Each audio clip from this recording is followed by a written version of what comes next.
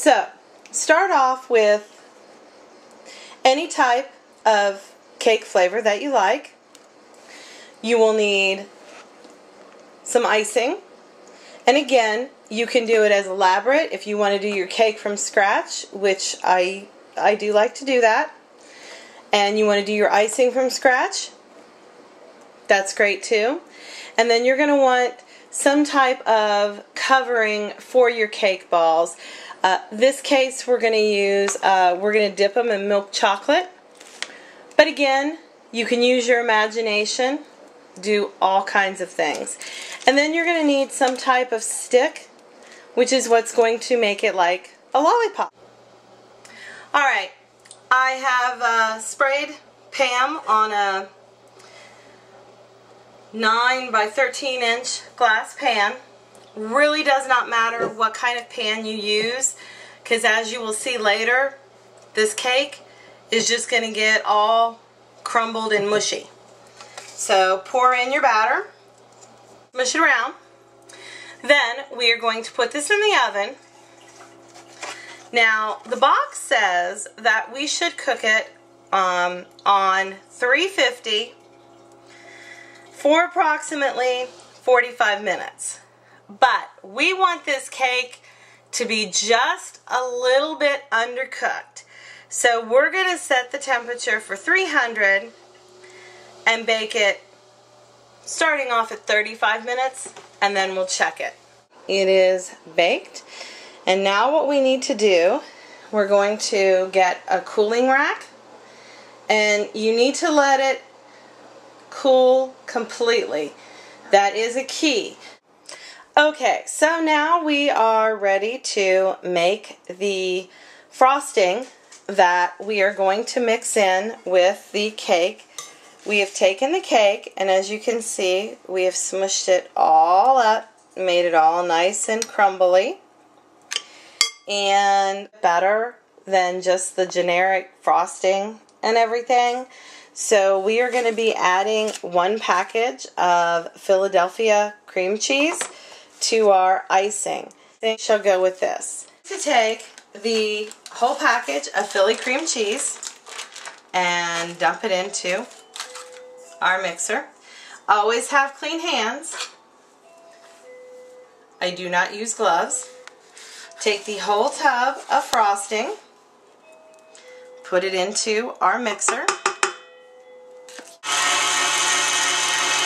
Alright, now through the magic of movie making, we are going to pause, but it won't be long for you, while we set up in the other room at the table so we can start making and forming our cake balls. Okay, so we're almost to the final step. Here we have our crumbled up cake. We have our icing. We have our wooden dowels. We have our ice cream scoop for scooping.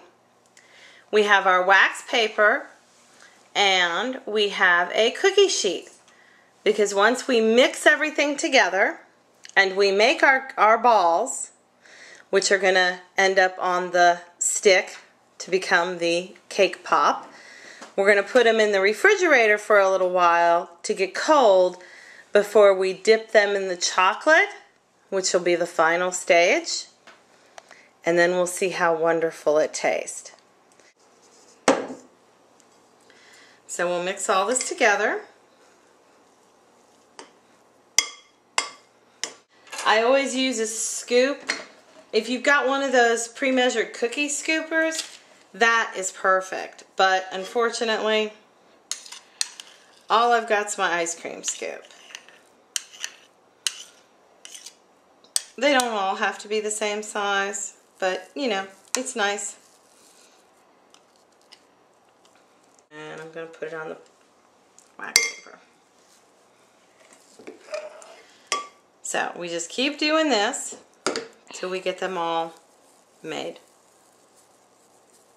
We have our tempered chocolate. I also have some whole pecan nuts that we can use, some sprinkles, and some peanuts, just depending on what everybody likes. They're a little bit frozen. This is why they are called a cake pop. See, it looks like a lollipop.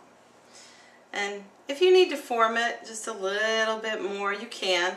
Just be careful. Hands are cold, you know, hands are warm right now. But we can take it and roll it in the chocolate. And you can do a complete dip if you want, let's do a complete dip on this one. Complete dip. And on this one, I think we shall just let it be chocolate, chocolate, chocolate. And I will set it right there. And then we just keep going. Again, if you want to make them just a little bit more rounder, you can get a little bit more rounder. If you just want to twirl it around in the chocolate once, you don't have to go all the way up top. Get that off of there. Then you can take and maybe put a little sprinkles around the side of this one. Set it right there. We'll move right on to our next one.